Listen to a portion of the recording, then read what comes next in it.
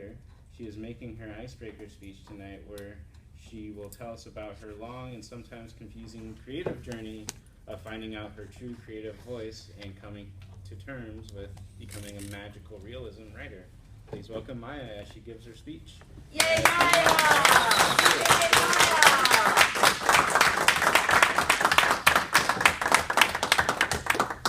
Thank you, Mr.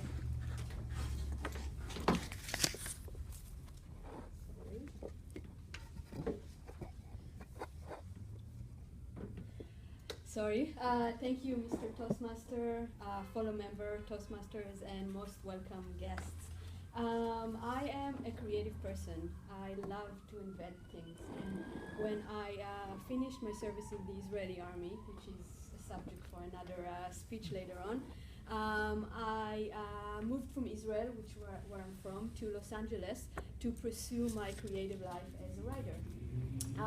I came here and started taking classes and working and writing stuff, and very, very fast I realized that something is off.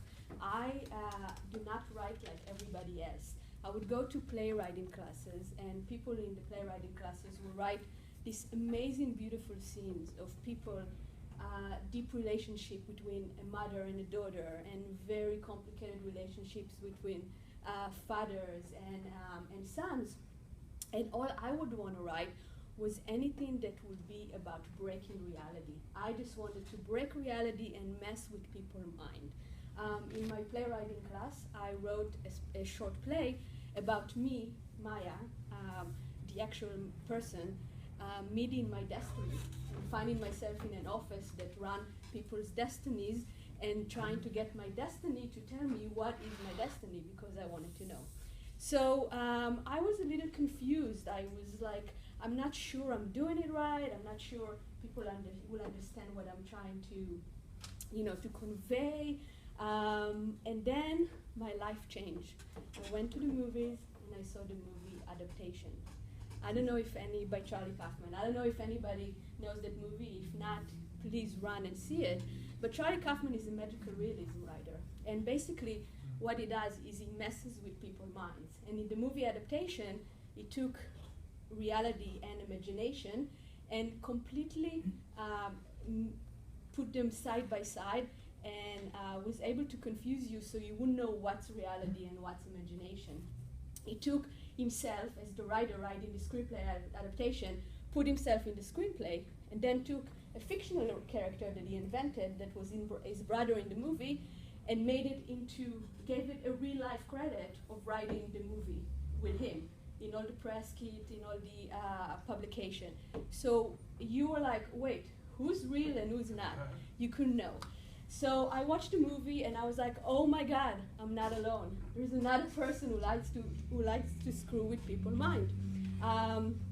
And I was hooked, and I realized that I was a magical realism writer. The definition of a magical realism is an aesthetic style of genre of fiction in which magical elements are blended into realistic atmosphere in order to access a deeper understanding of reality. So I was all excited, and I got my confidence, and I sent out my play out to a competition, and I was right. I got accepted into a short play festival in Brooklyn, New York, a very big one, which I was just so excited about. And I went to Brooklyn for a week and had the best time ever. It was an amazing experience of just following my voice. And then after one of the shows, a man came to me and told me that he is the White House aide, and that the White House, that he loved my play, and that the White House is having an essay contest when they want to find creative people to help the administration write copy and explain their policy better. And I was like, all right, I'm open to anything. But I decided to go extreme with my voice and write a magical realism essay.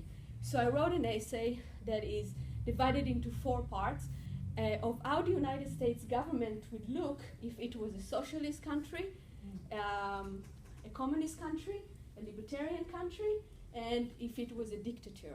And then at the end, just fun for me, I put all the 4 heads of those states into a peace summit and made them try to get together an understanding of how can they work together as countries.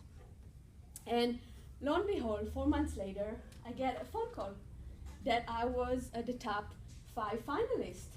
And they sent me to the White House. They sent me to Washington to the White House for a weekend, where the highlight was a reception with Barack Obama, and I got to meet him and shake his hand. And then it was amazing. And then at the end of the reception, I get like a tap on the back, and this white guy in his 50s with very, very nice suit tells me that the president would like to speak to me. And I'm like, what? You know, so he takes me to corridor, and I open the door, and I walk into the Oval Office, all right, and there sitting Barack Obama, and the guy leaves. And I'm like, Mr. President, and he's like, gets up, and he shakes my hand. He's like, Maia, I loved your essay. It was, you know, it was very, very good, and made me think a lot. And he gets up, and he puts his hand on my shoulder, and he looks me in the eyes, and he says, with your imagination and my policy and vision, we can make this country the best it's ever been. Awesome. And that is my magical realism story. It mixes imagination and reality. Where is the line? It's for each one of you to decide between yourself. Just remember, follow your voice no matter what, in speaking and in life. Thank you.